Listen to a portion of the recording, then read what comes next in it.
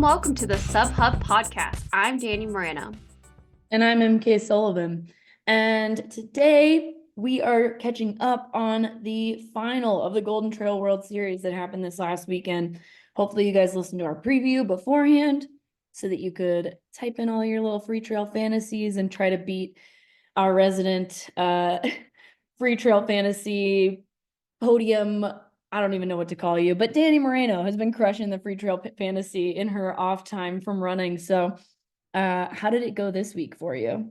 It was disastrous. I don't know why. I like to mix things up, take a chance on people, and at this point, I shouldn't have taken. Well, that sounds messed up, but I ended up 112. I was far from the podium.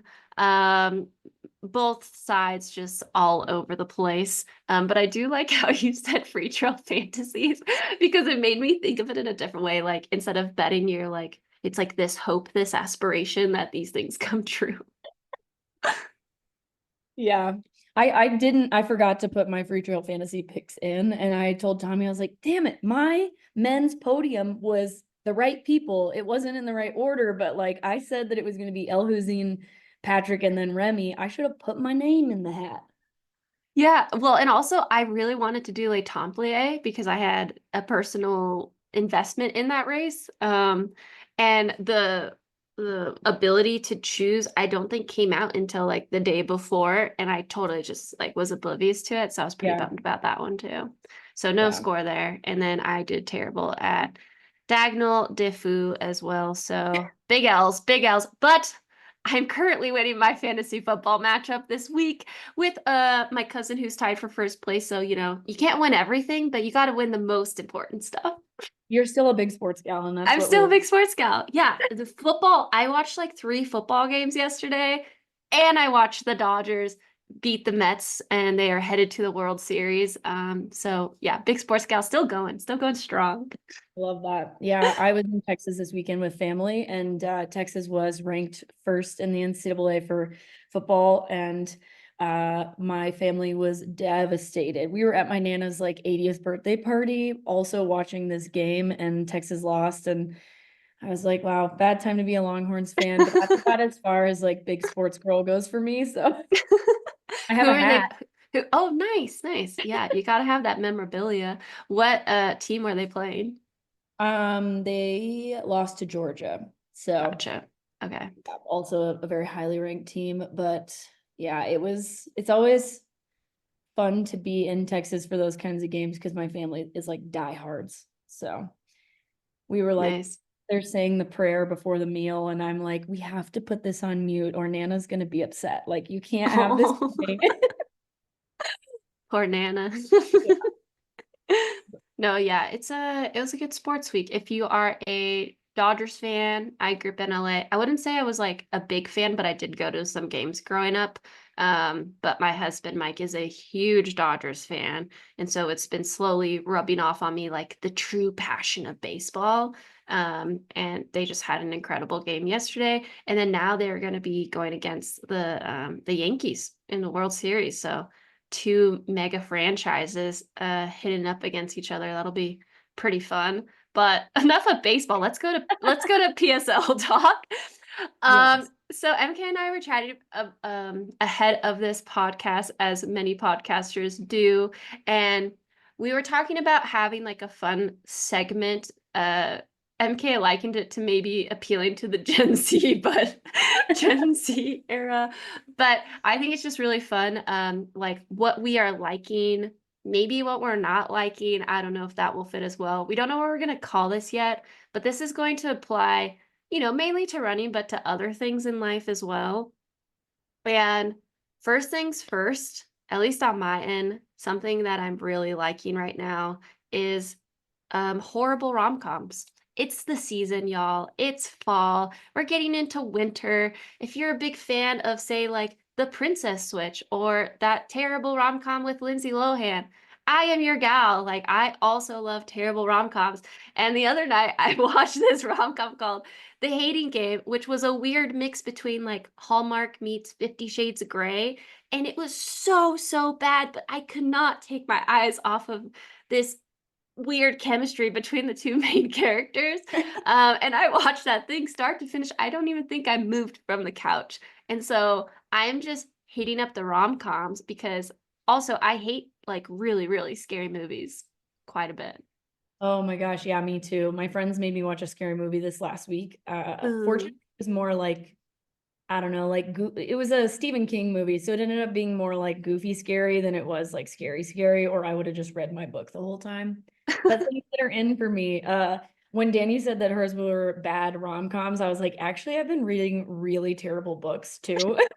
So it's just like it's a season where like you can't really go outside as much, so you want to do things inside, and I don't really have a book that I'm feeling super inspired to read, so I've been reading like books that I normally like. I pretty much have avoided Colleen Hoover at all costs up until like this month, and I've read like 3 Colleen Hoover books, and I find them to be incredibly cheesy. Sorry to everybody that really likes her, but I finished them all.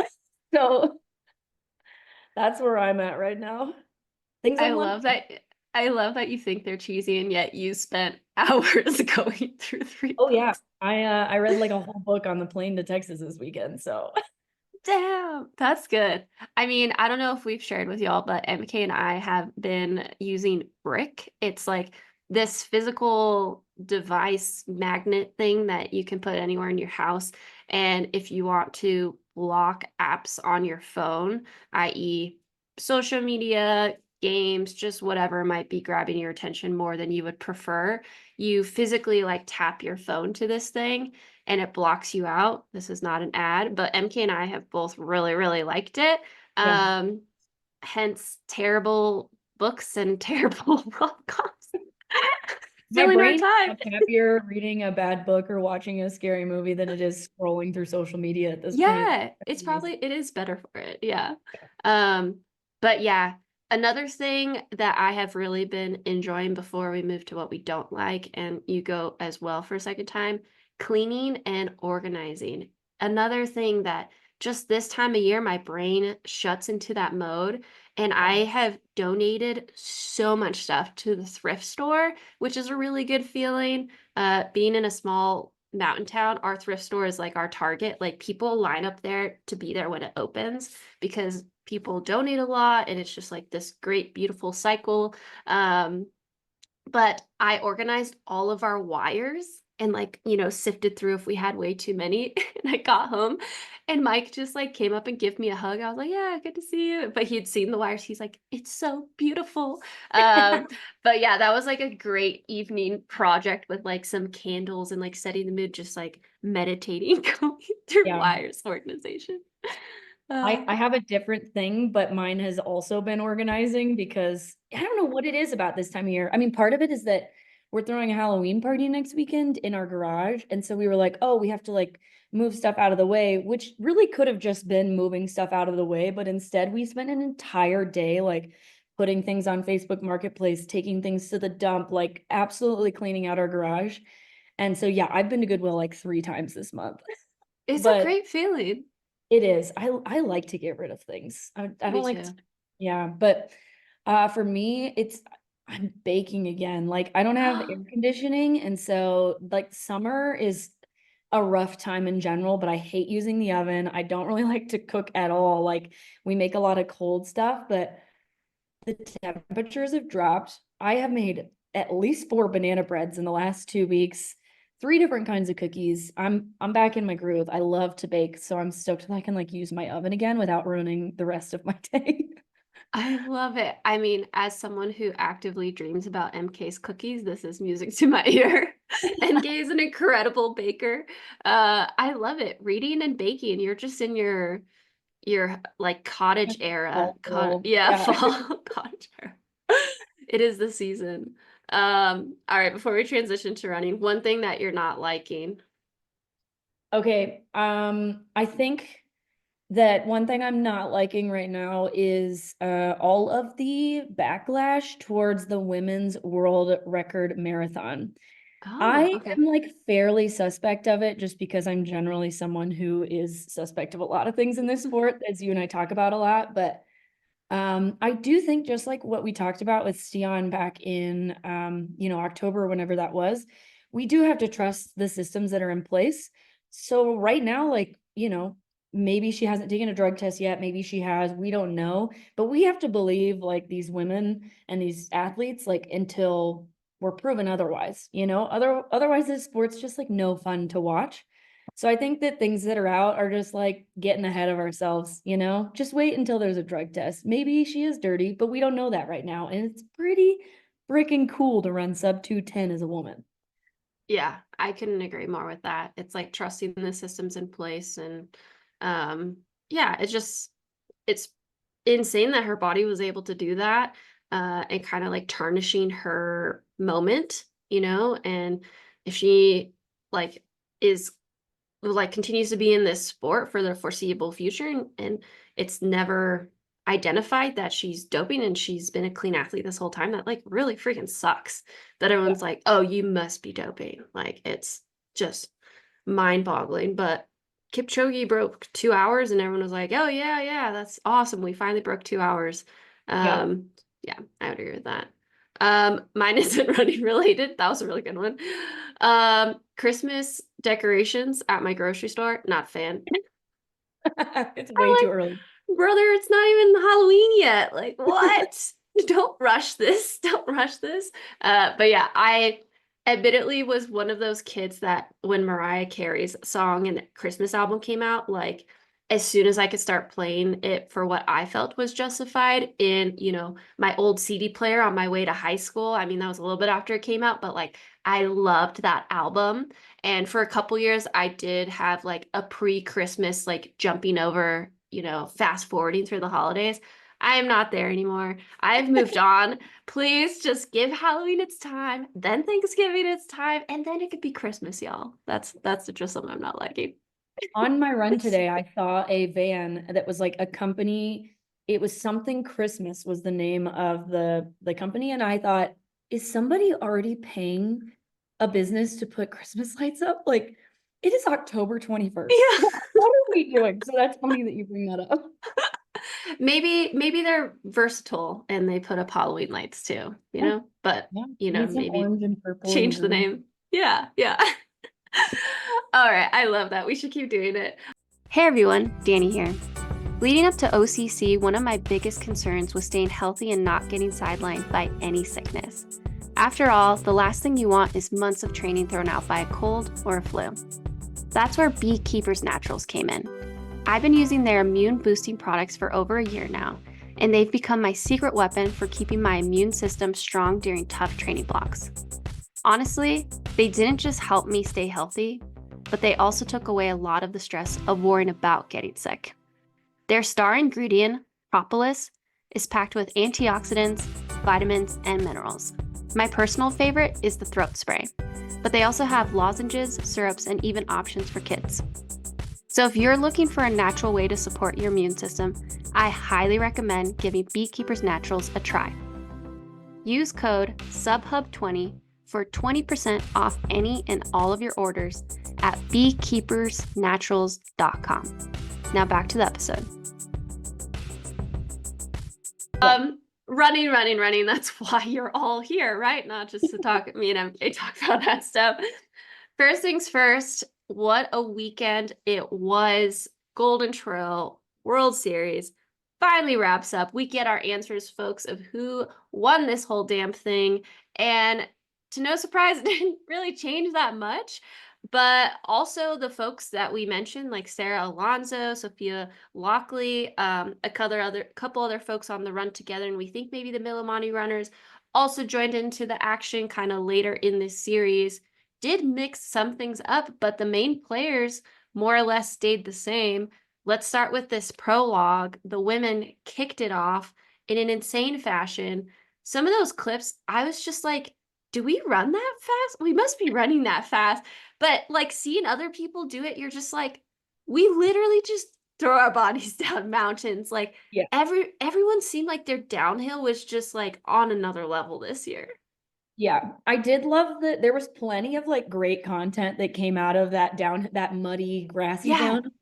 Like I just watched Ali Ostrander's video today of it, and she like edited all these things into it just over and over of her like slipping down the.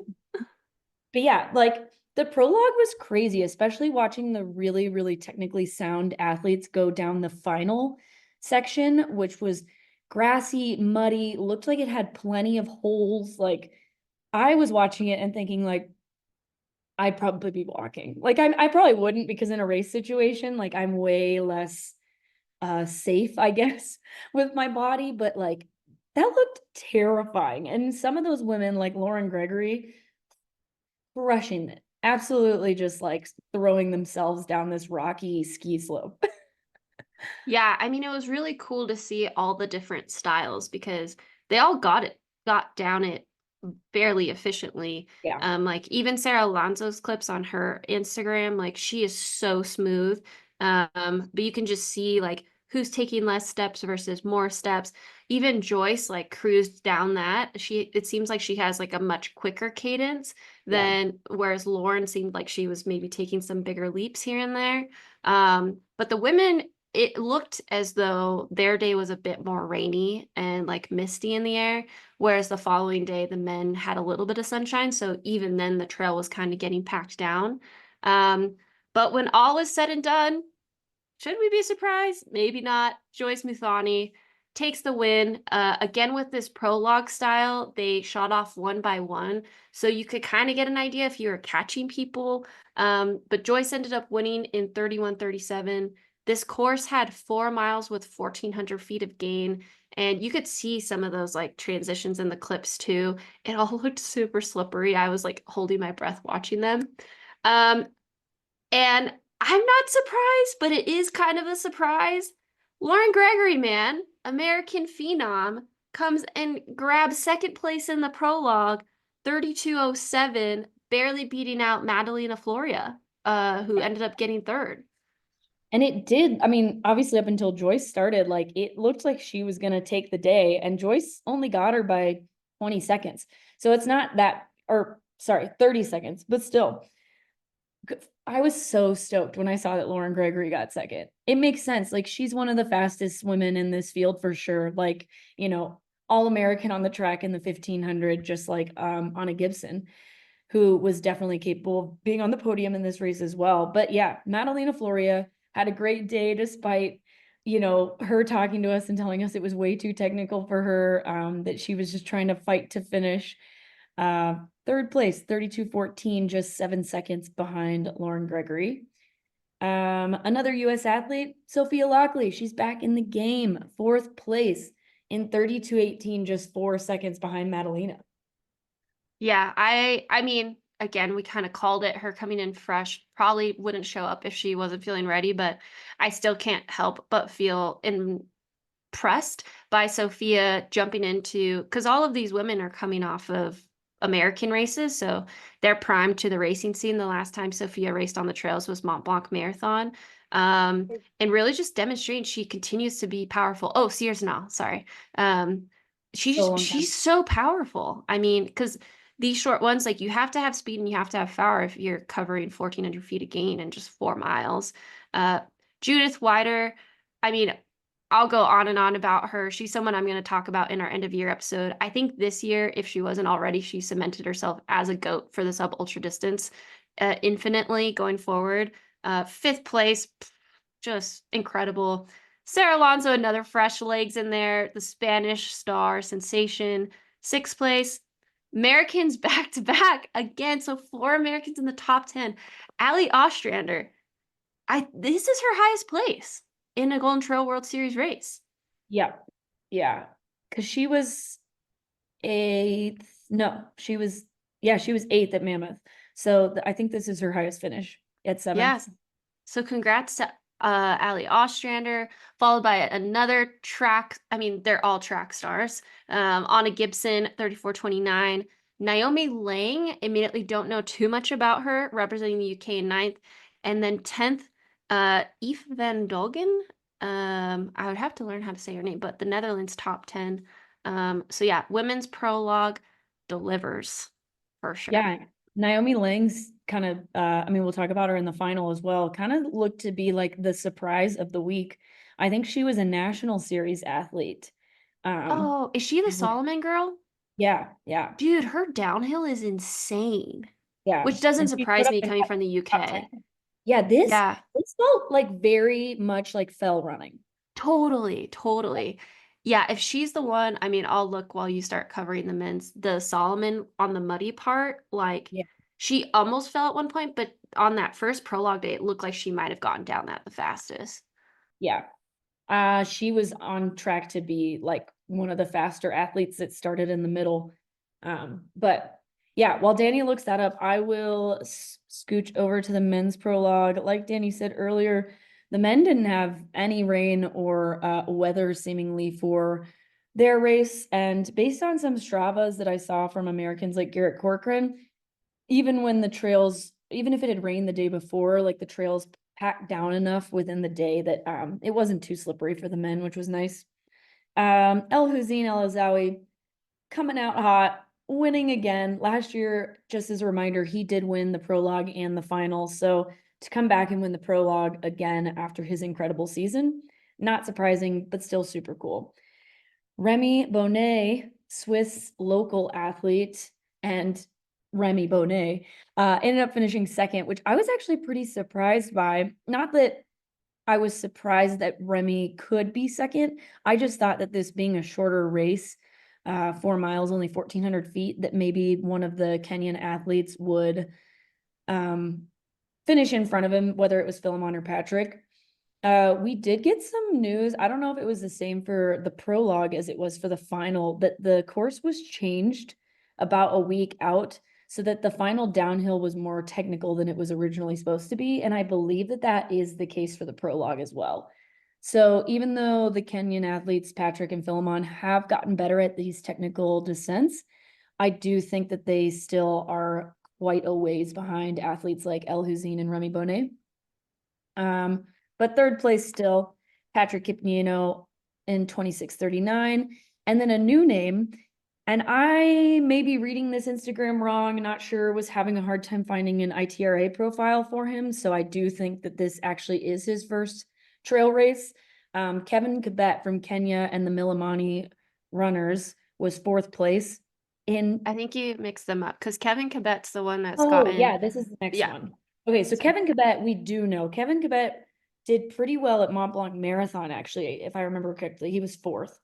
So we'll talk about the other Milimani athlete in the next in the finals. But Kevin Kibet, fourth at Mont Blanc Marathon, fourth here, fifth place, Roberto De Lorenzi, not a surprise. I actually thought he might finish higher than he did just because he is a bit of a faster guy.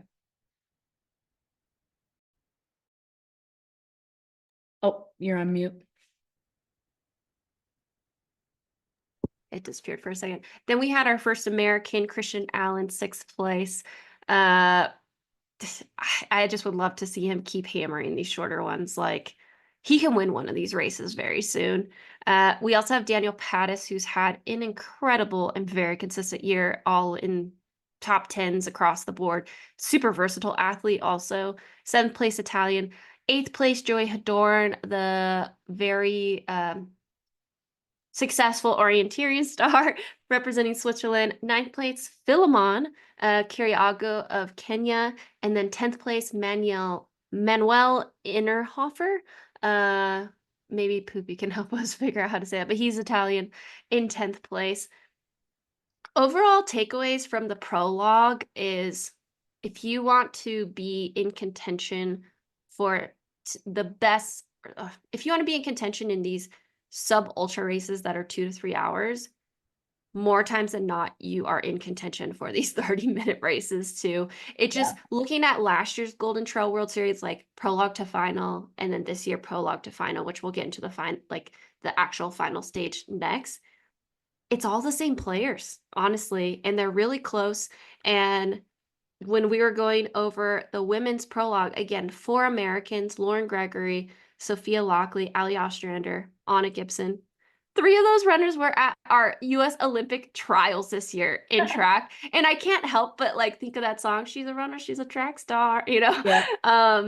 Like obviously and it's so cool, like a 5K, a steeplechaser, and a 1500 runner, just very like athletic trail savvy runners, and it translating so well. Like you gotta have leg speed now, like it's like you do or die. And like Sophia Lockley doesn't run on the track, but she does track workouts Yes. for Yeah. cross country scene, and she's a freaking Olympian in Yeah.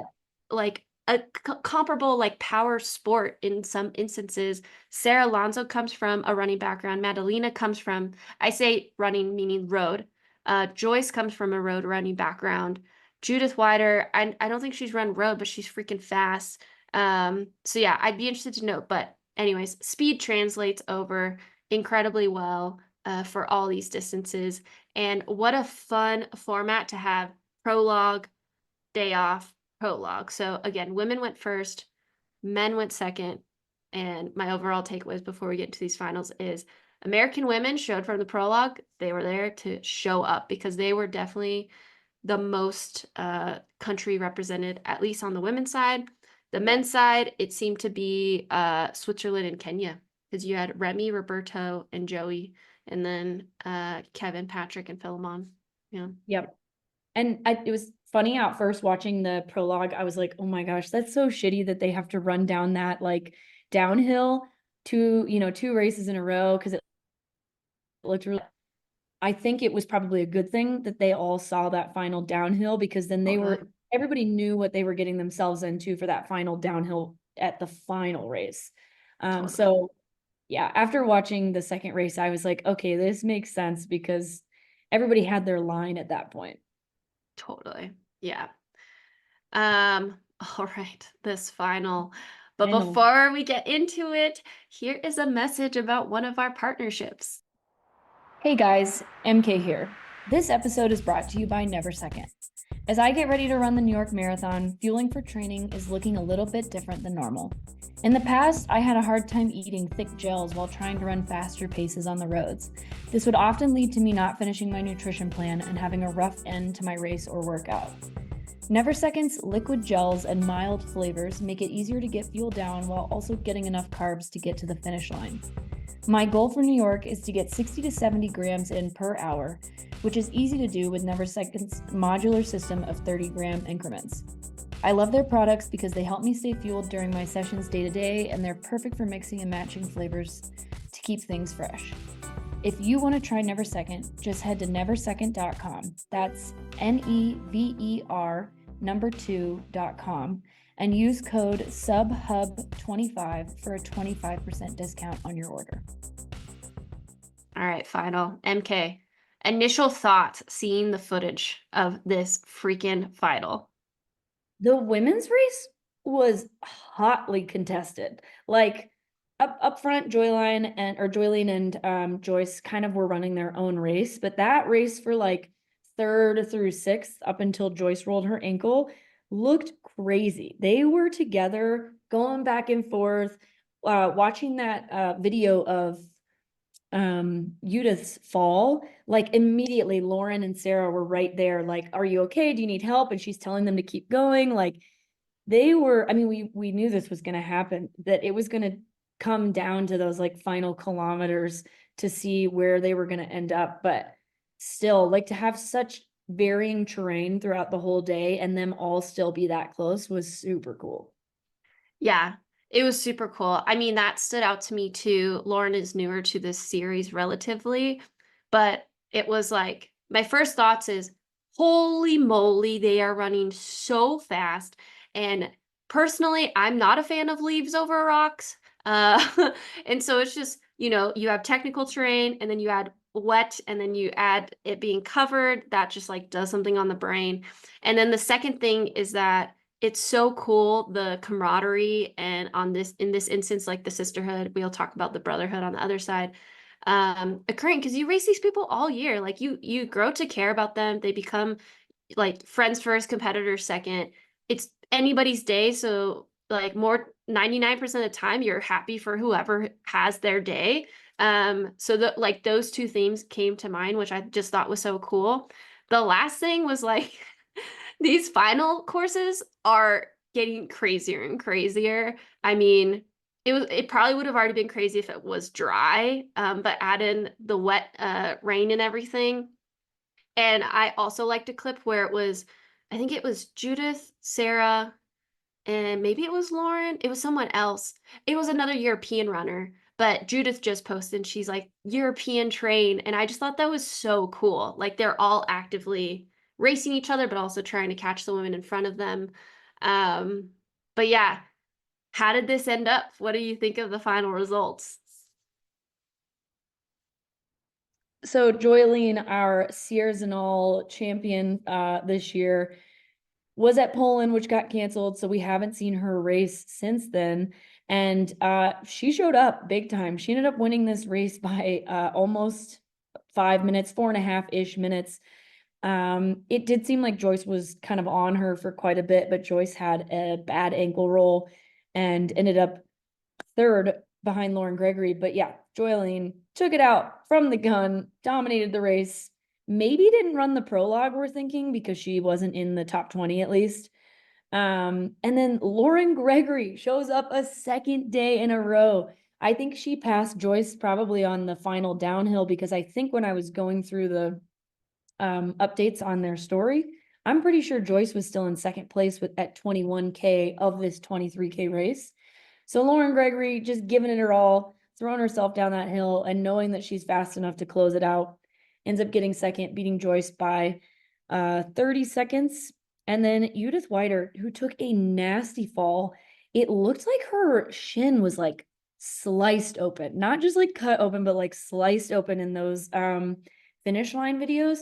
Still ends up fourth place, only less than 30 seconds behind Joyce, and Sarah Alonso rounding out the top 10 at 2:14:07.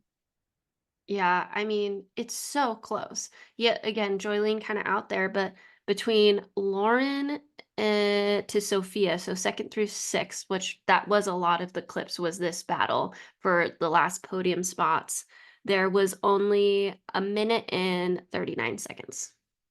Like so close. Um, Lauren, again, like I am curious if, based on her relationship, partner relationship, and then living on the East Coast, this is her jam. Like Yeah. she must have felt right at home, literally. She's like, "Oh, I do this all the time, like in my She sleep." did say like that final downhill is her favorite kind of downhill. And that looks just like East Coast stuff that I would hate. Yeah, yeah. Beast Coast right there. Um, and yeah, Judith Gold, Sarah, and again, Sophia Lockley showing up just like at the end of the season, getting a really close sixth place. Naomi Lang, I just looked her up and she is that Solomon girl. Look at And her. calling it now, she next year is going to be a problem in a good way because she also was sixth at the Up Down Champs, which had Judith, Scout Adkin, the German gal Nina, Madalena. So she's Yeah. definitely the part of this next gen, which is going to be a problem. And then we have Aurea Liassi, the Swiss runner, wasn't in the top 10 in the prologue, but she had great races over here at the US. Ninth, young Spanish star Mala Osa, ninth place. She wasn't in the top 10 for the prologue, so this probably was huge for her points. And then rounded it out with Rachel Tomasic of the US. So stoked for Rachel. Like this last part of the Golden Trail World Series, she really has finished strong. And I do want to note with Malin, her mom passed away this summer and she dedicated, oh my God, I might start crying now.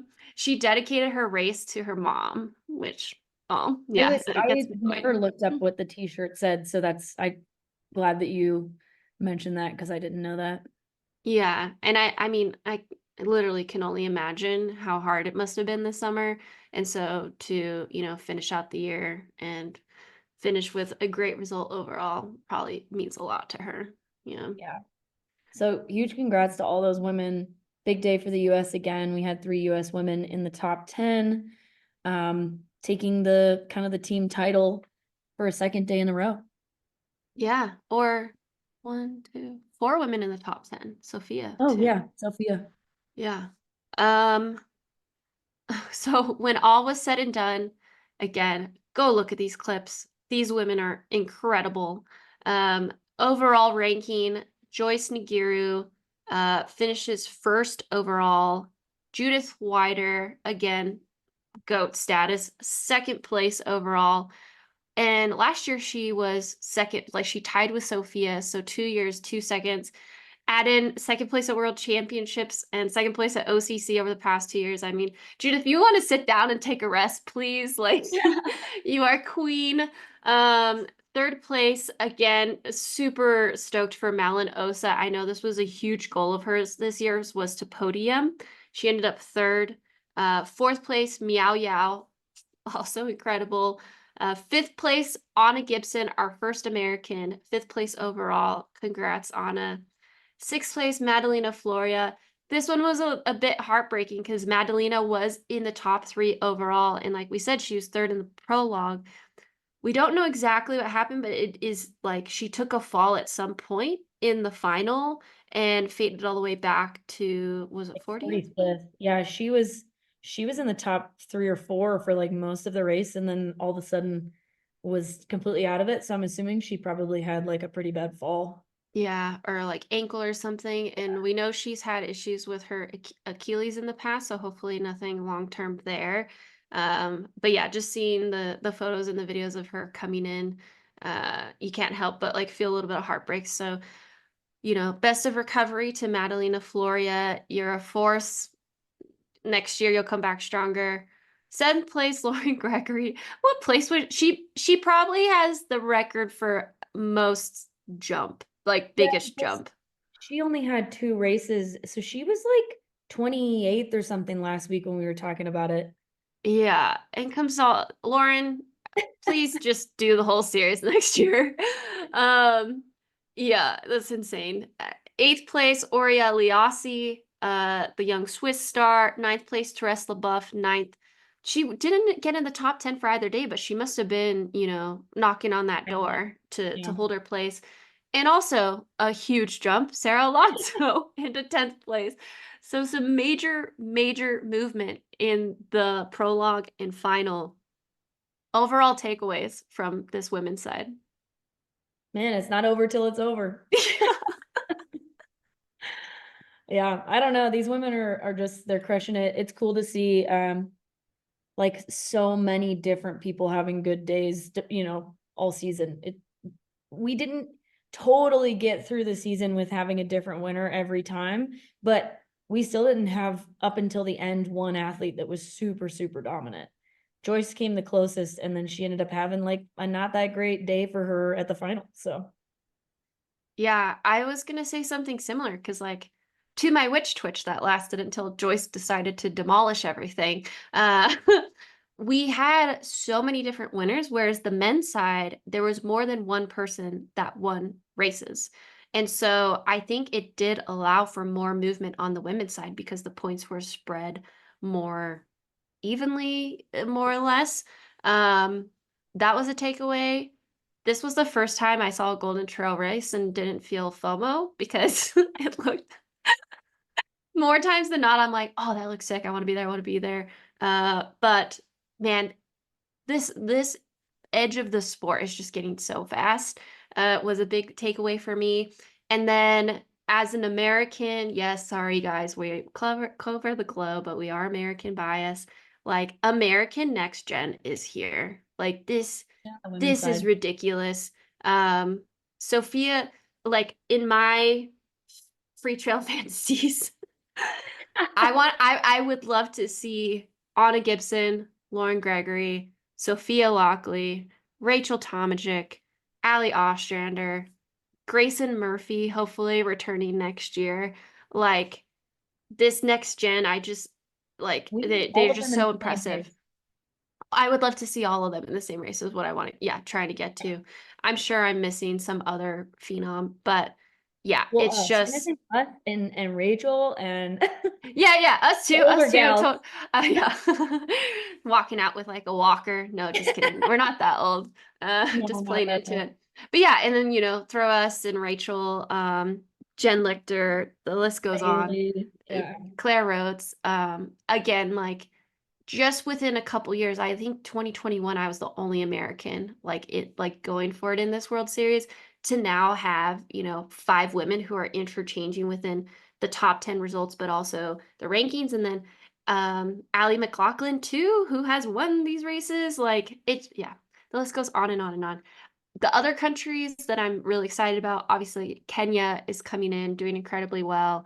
I'm just so fascinated by the UK. Like you have Naomi Lang and you have Scout Adkin, who I'm sure there's like another layer of UK women we're like not super aware of yet, but I'd Yeah, love to see that's them cool. next year because this is their jam.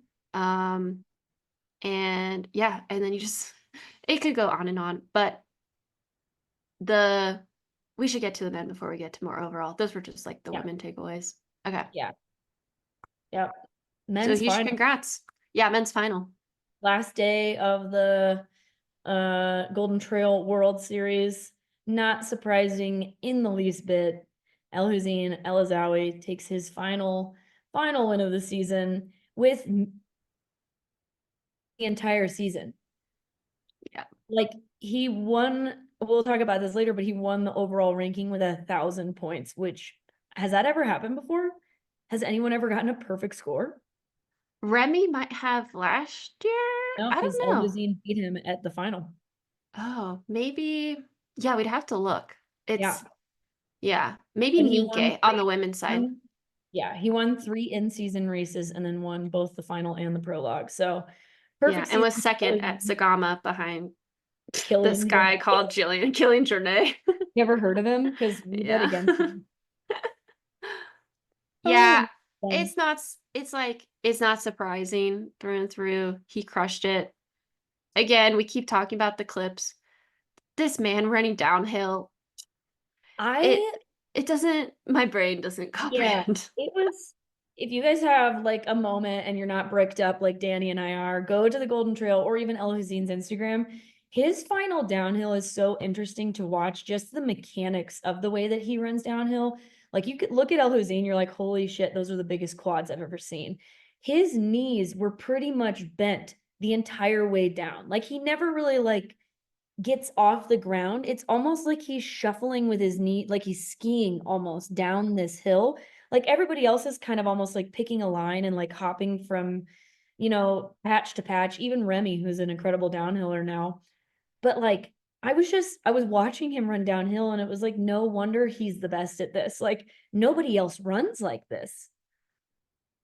Killian does. Oh, yeah, Kevin does. Like years ago I tried to look up how to be better at downhill and there's like this very like random video assessing Killian's downhill versus other runners.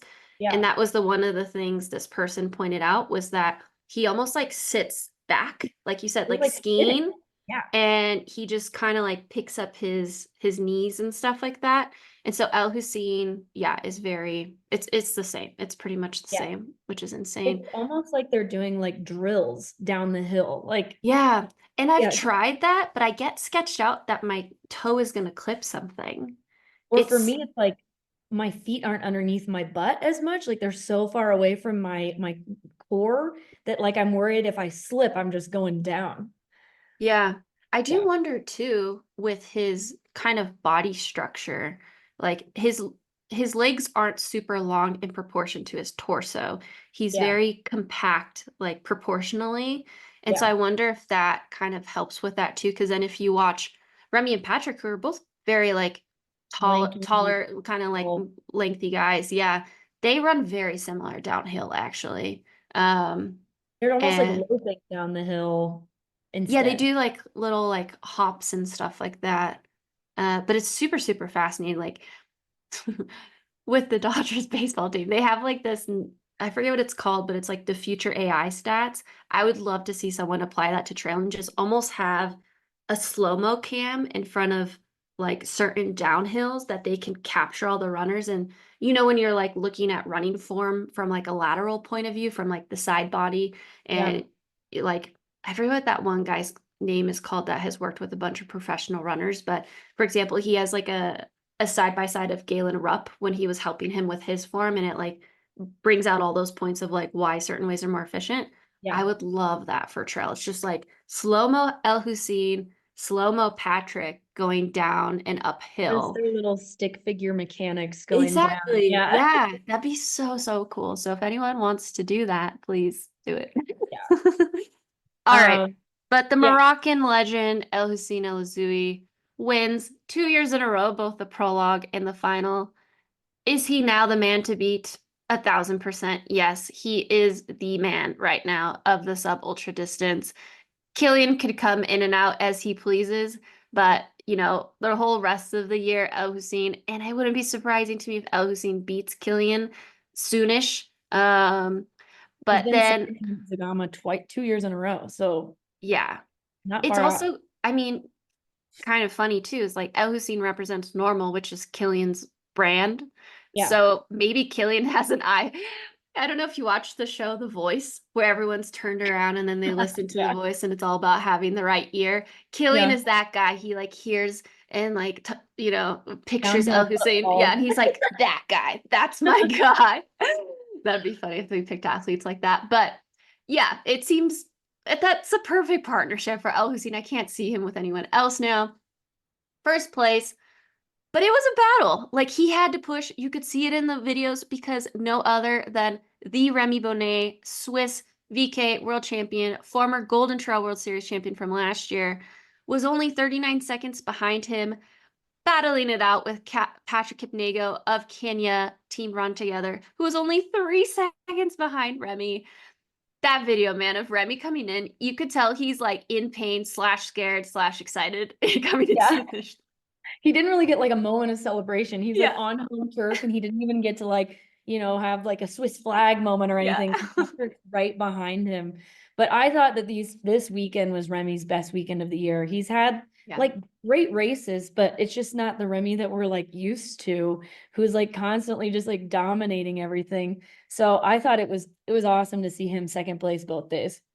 Totally. And Elhousine and Remi are very good friends. So seeing them embrace each other, I just like the video where Patrick like comes and like bear hugs all of Yeah. them with his arms.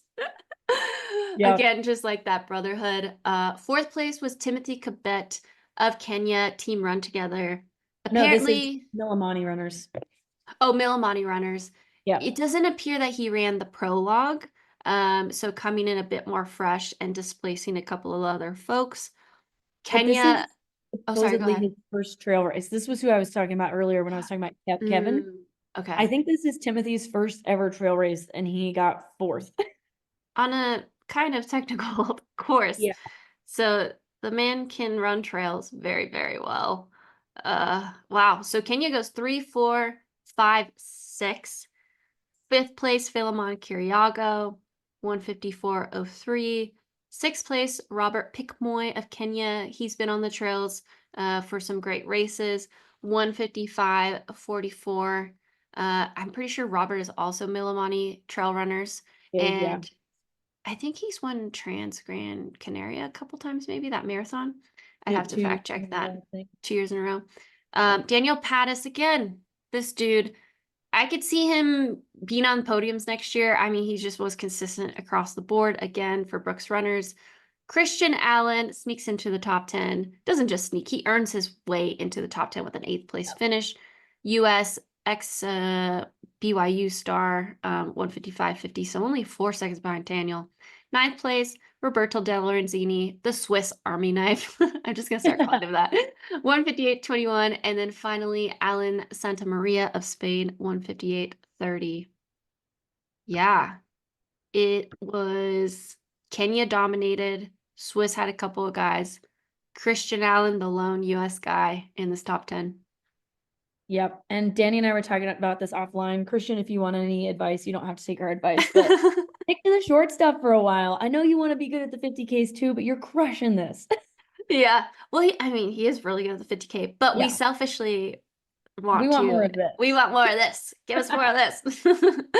um, Overall, top 10, Elhousine, perfect score, Team Normal from Morocco.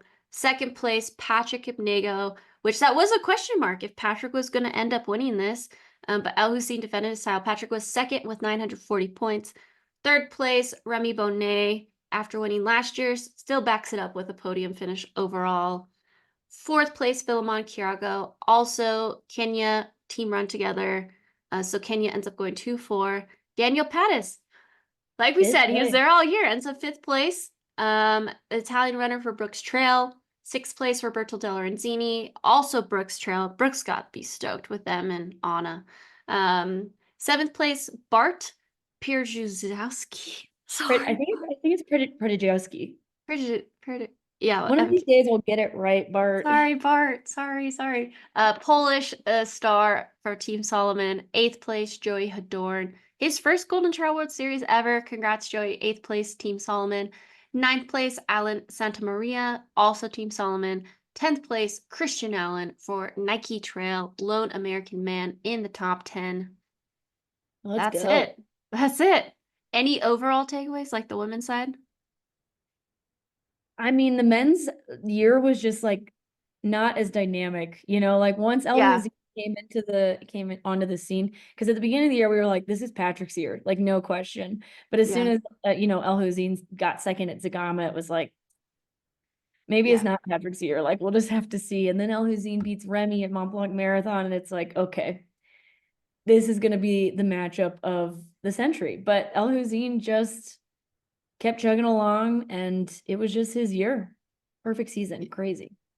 Perfect season. Yeah. Do all these guys return? I could see them all returning. Elhousine said at the end of last year he wants to be Golden Trail because that's where the best competition is for the shorter distance. I couldn't agree more outside like the European championships that they had this year. Last year next year they'll need to balance it with the world championships like they did this last year. But yeah, I think overall coverage was great. Separation of men and women was great, giving each of them their days. And it'll be interesting once the new schedule comes out. Again, we've only heard rumors. We don't know what's going on officially. At least that's what we say on here. But if it's anything like last year, they might be announcing the schedule within the next month or so. And then they'll do their Chasing Dreams series, which I don't know if they're still doing that this year, but they'll have some sort of like video diary thing. Yeah, since Eurosport, like probably I imagine has some amount of rights to the coverage. Like I wonder if they still are able to use coverage from the races that Eurosport was at. So yeah, but I'm sure they're gonna do something because Golden Trail has to have their media, has to have their series, their plot lines. Like if they didn't, it wouldn't be Golden Trail. So true. Yeah.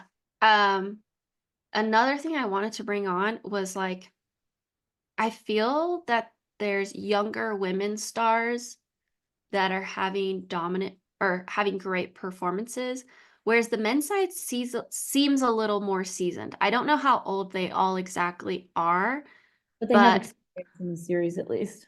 Exactly. Whereas women, you kind of have more than a handful who are like coming and breaking out and throwing down, which I think is interesting. Yeah. Interesting. Well, Okay. we only have one more series final left this year in the Sky Masters, which is the Skyrunner World Champs kind of. So it's been pretty crazy season so far with UTMB champs and WMRA champs and Golden Trail World Series, but we've got one more for you. We're hoping to get a couple of interviews with some Golden Trail athletes in the next maybe week or so for you guys. So stay tuned for that. And it's almost the end of the month. So SubHub headlines will be coming out in like 10 or 12 days, whenever Dani and I can get it out at the beginning of November. But yeah, so just stay tuned for the next couple weeks. Yes. And if there's anyone that you would love to hear on the SubHub podcast, please just shoot us a DM. We are sifting through, potential great people to interview. I mean, there's a ton of them. We just have to be selecting based on like our timelines and stuff. But yeah, that's the Golden Trail World Series 2024. How weird. That feels like those long and short at the same time. Yeah. That's how you know we're getting older, time just flies. Hence the anti-Christmas decorations. But last but not least, if you are enjoying the podcast, please follow us on Spotify or Apple. Leave us a review. Comment on our YouTube videos. We appreciate that engagement. And yeah, this has been the Sub Hub podcast brought to you by Free Trail.